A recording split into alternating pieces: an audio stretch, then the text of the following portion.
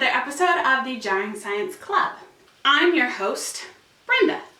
Today we're going to be learning about how paper flowers can open up when they're placed in water. Here's what you need. You'll need some different colors of paper. I'm going to be making 3 different flowers in different colors and different shapes to see if how long they take to open changes based on the shape of the flower.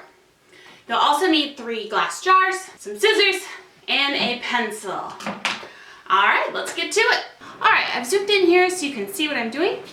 We want to make sure that our flowers aren't bigger than the lid of our jar. So what I'm going to do is I'm going to use that as a template for how big the flowers should be when they're open.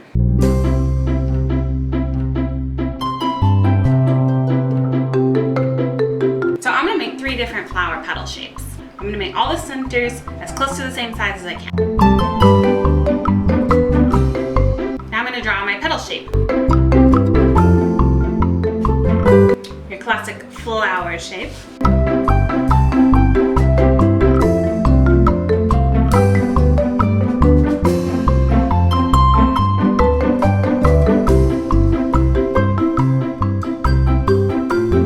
Star-shaped flower.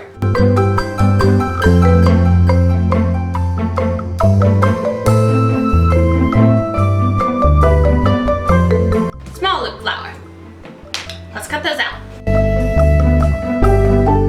Now when you're cutting, you want to get close to the center of the flower so that you can bend all the petals in. So make sure to cut between every petal.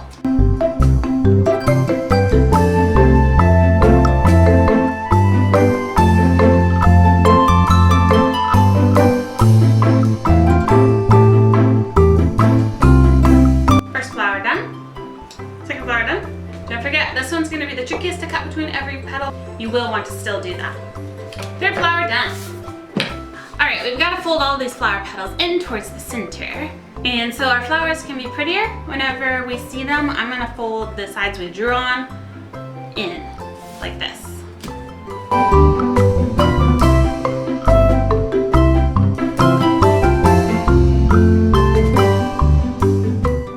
Alright, that's everything folded. Now we need 3 jars of water. You'll want about the same amount in each jar, just for consistency. You always want consistency in your science experiments. All right, each of these have about 150 milliliters of water. I'm gonna pop in my flowers and we're gonna see if the shape of the flower affects how quickly they open in the water. Here we go. All right, let's zoom in close and see what happens. It looks like our star has fallen and it is no longer suspended on top of the water. Our mini petal flower is opening up nicely, and the yellow one is well on its way. The star-shaped flower opened the fastest, but it's also completely fallen. The yellow flower has opened fully, and that means that the pink flower has taken the longest to open. Well, in my experiment, the blue flower sunk, opened up, and then floated again. The yellow flower opened up the second quickest, and the pink flower took the longest to open. But I think it's the prettiest flower. Did you get different results for your experiment? See you next time. Today you made a paper flower bloom with science. How did that work? Here's the science. Paper is made up of individual wood pulp fibers woven together. When you make a fold in the paper, the fibers are bent and they stay in the folded shape. But when you put the flower in the water, the fibers relax, absorb water, and open up. This makes the flower open up and appear to bloom in the water. It's a really fun and simple science thing that you can do any time of day, as long as you have a piece of paper and some water. That's it for today. See you next time.